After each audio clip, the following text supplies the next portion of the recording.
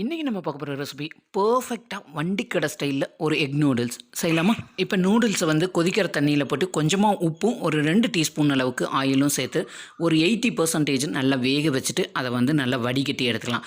நம்ம வடிகட்டினவுடனே நல்லா normal water ஊற்றி மறுபடியும் ஒரு வாட்டி நல்லா வாஷ் பண்ணிடுங்க. அப்போ தான் வந்து ஓவர் குக் ஆகாமல் நல்லா குழஞ்சி போகாமல் நல்லா உதிரியாக பாருங்கள் இந்த மாதிரி வரும்.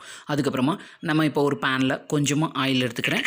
இப்போ இதில் வந்து ஒரு 3 முட்டையை வந்து உடச்சி ஊற்றிக்கோங்க. இப்போ இந்த முட்டைக்கு தேவையான அளவுக்கு கொஞ்சமாக நம்ம சால்ட்டும் இதோட ஆட் பண்ணிக்கலாம். ஆட் பண்ணிவிட்டு இப்போ முட்டை வந்து நல்லா வெந்து உருண்டு வர மாதிரி நல்லா வேக வச்சு இப்போ இதை நம்ம தனியாக எடுத்து வச்சுக்கலாம்.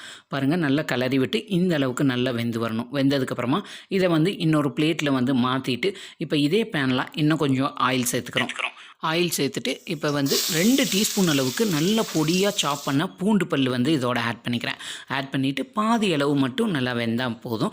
இது கூட நான் வந்து ஒரு பெரிய வெங்காயம் வந்து ஸ்லைஸாக கட் பண்ணி எடுத்திருக்கேன். அதையும் இதோட ஆட் பண்ணிட்டு ஃப்ளேமை வந்து நான் ஃபுல் ஃப்ளேமில் வச்சுட்டு வதக்கி விடலாம். இப்போ வந்து வெங்காயம் ரொம்ப ஓவர் குக் ஆகக்கூடாது. இப்போ பாருங்கள் பீன்ஸ் ஒரு 10லேருந்து ஒரு 12 பீன்ஸ் எடுத்திருக்கேன். இந்த மாதிரி ஷேப்பில் நான் கட் பண்ணி எடுத்திருக்கேன். கேரட்டையும் இந்த மாதிரி ஜூலியன் கட் பண்ணி இது ரெண்டையும் இதோட ஆட் பண்ணிவிட்டு இந்த காய்க்கு தேவையான அளவுக்கு இது கூட கொஞ்சமாக உப்பும் ஆட் பண்ணிக்கலாம். ஆட் பண்ணிவிட்டு இந்த காய் வந்து பாதி அளவுக்கு மட்டும் வெந்தால் போதும். ஃபுல்லாக வேகணும்னு அவசியம் இல்லை. பாதி வெந்ததுக்கப்புறமா நான் இது கூட ஒரு 1.5 டீஸ்பூன் அளவுக்கு சோயா சாஸ் வந்து இதோட ஆட் பண்ணிக்கிறேன்.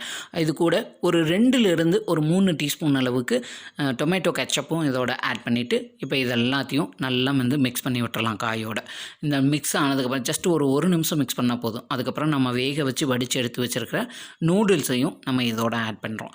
ஆட் பண்ணி ஃபஸ்ட்டு வந்து முட்டையை வந்து வதக்கி எடுத்து வச்சுருந்தோம் இல்லையா, அந்த வேக வச்ச முட்டையும் இதோட சேர்த்துட்டு தென் இது கூட ஒயிட் பெப்பர் பவுடர் வந்து நான் வந்து 1 டீஸ்பூன் அளவுக்கு இதோட ஆட் பண்ணுறேன். ஆட் பண்ணிவிட்டு நூடுல்ஸை வந்து நல்லா காயோடு பிளெண்ட் ஆகிற மாதிரி நல்லா கலந்து கொடுங்க.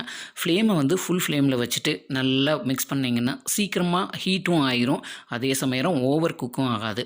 கடைசியாக கொஞ்சமாக மல்லி இலையும் தூவிட்டு நல்லா மிக்ஸ் பண்ணிவிட்டு நல்லா சூடாக பரிமாறுங்க. பெரியவங்கள்லேருந்து குழந்தைங்க வரையும் விரும்பி சாப்பிடுவாங்க. வண்டிக்கடை ஸ்டைலில் பர்ஃபெக்டாக அதே டேஸ்ட்டில் இருக்கும். கண்டிப்பாக ட்ரை பண்ணி பாருங்கள். இந்த வீடியோ பிடிச்சிருந்ததுன்னா உங்கள் ஃப்ரெண்ட்ஸ் அண்ட் ஃபேமிலிக்கு ஷேர் பண்ணுங்கள். இது அவங்களுக்கும் ரொம்ப ரொம்ப யூஸ்ஃபுல்லாக இருக்கும். மறக்காமல் நம்ம சேனலை லைக் பண்ணி சப்ஸ்கிரைப் பண்ணிடுங்க.